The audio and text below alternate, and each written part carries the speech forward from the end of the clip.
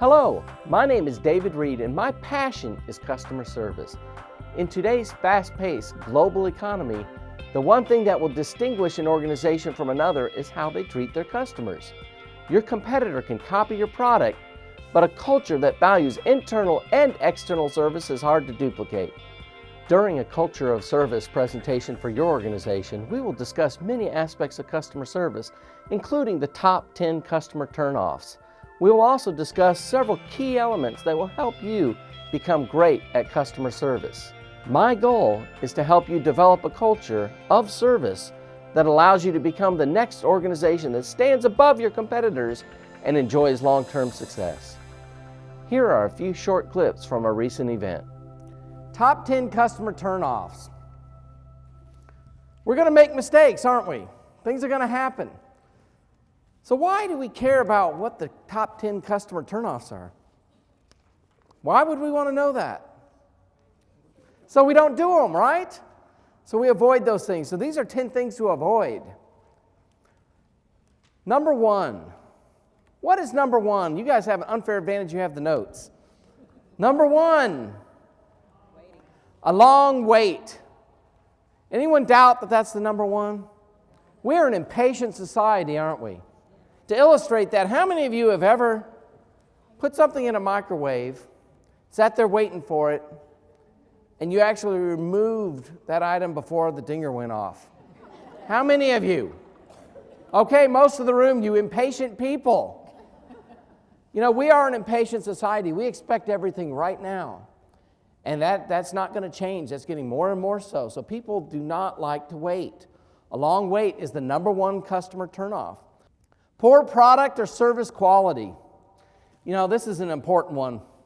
When I lived in Orlando, we lived about 25 minutes from where the shuttles would launch.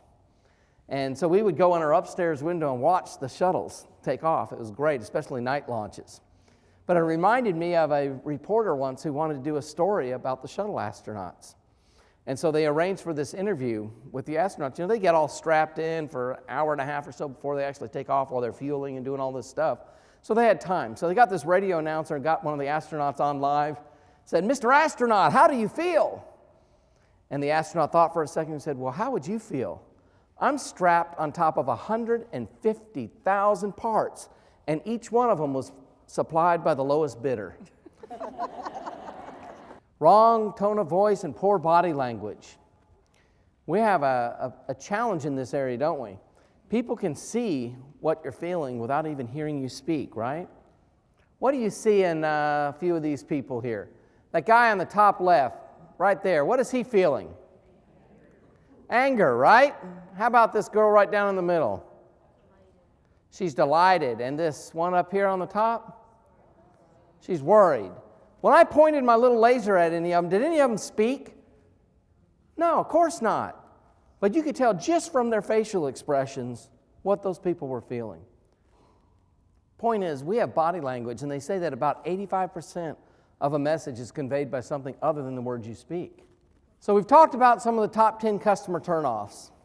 Now I want to talk about some things we can do positively to improve customer service. First, there's recognize the difference between on-stage and backstage. What do you think I mean by on-stage and backstage? Okay, back of the house, front line. What's another way of looking at it? Things people see, things people don't, right? You know, it's when you're in front of a customer, a citizen, someone outside of your team, and potentially, you look at this duck. If you see a duck swimming on a lake, unless something's chasing it, it's probably pretty calm, right? It's just kind of cruising around. If you had an underwater camera, what would you see underneath? You'd see this, right? We want people outside of our cities, your customers, your citizens, to see the top of the water version of the duck, not the underwater version. It was the valet parking organization. And valet parking is an interesting field because you think about it, they have big spurts of people arriving for a big banquet or something like that, and then the banquet gets out and everyone comes out at the same time, right? And we had to get these people to realize the sense of urgency, and people were watching them. So if you get done with a banquet late at night, you're tired, you're ready to get home, there's a big old line at the valet desk to get their car back.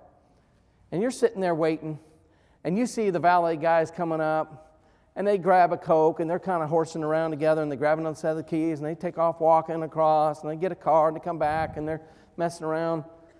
Contrast that with if you're sitting there, and you see a valet guy, he's sweating. He grabs a set of keys, he's running to go get a car. He comes back, he doesn't pause. He grabs the next set of keys, he's running. How do you feel about that? You feel like they're doing everything possible, right? They demonstrate that sense of urgency. How do we demonstrate a sense of urgency to our customers? Your supervisor tells you should expect a nice raise this year. What percentage increase will you get? 2%. 1, 5%. 3 over here, all right. And the new professor is an easy grader. What percentage of his or her students will pass? 75, 80, I hear. There were answers all over the board on those questions, weren't there? What did those questions all have in common? They were vague, exactly. I want to talk about a concept called the life filter. We all have things that make us who we are, whether it's our economic status, our education, ethnicity, age, sex, faith, how you were raised, what kind of parents you had. All these things shape you into who you are, but they also are factors that make you interpret things differently than someone sitting next to you. So if you're talking to a group of 10 people, it's a good chance they're hearing 10 different messages. You may think you're communicating a certain thing, but they're running it through a filter. If you picture a funnel on everyone's head, your words are going in.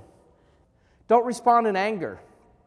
There's a great feature called Save to Draft. Anyone ever used it? Say you get an email from someone and it really torques you. You're upset. You want to respond. And you type your response. Best thing to do is save it to draft. What happens when you come back later and review it? You reword it, you tone it down, you may not even send it, right? Hopefully you can tell from these clips that I love what I do, and my style of speaking is to engage the audience instead of standing behind a podium and delivering a lecture. I have 2 engineering degrees, but it was about 20 years ago that I realized I enjoy the people side of work more than the technical, although I have delivered many presentations to technical audience. My wife calls me a weird engineer. I have worked for Andersen Consulting, Exxon, and several smaller companies in executive roles. My last stop before starting my business was with Walt Disney World in Orlando. I went to work for Disney to see behind the scene how they deliver world-class customer service. In addition to programs on customer service, I deliver sessions on time management, servant leadership, handling conflict, and change management. I am often asked to facilitate team building sessions that can be a combination of experiential and hands-on activities and strategic planning or process review exercises. I spend 2/3 of my time consulting with companies to improve their work processes and customer service. This allows me to stay fresh with my skills and deliver presentations that are relevant to the workplace. I look forward to working with your organization. Here are a few of my past clients.